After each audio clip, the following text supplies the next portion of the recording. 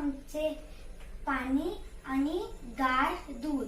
पहिले 2 चमचे साखर टाका. मग नंतर कॉफी टाका, पाणी,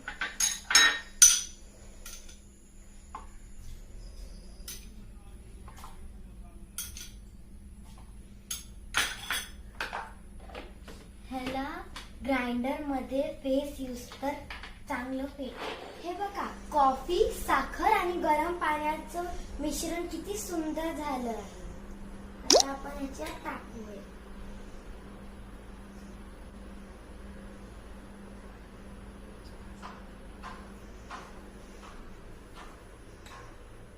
आपली डोलगोना कॉफी तयार आहे.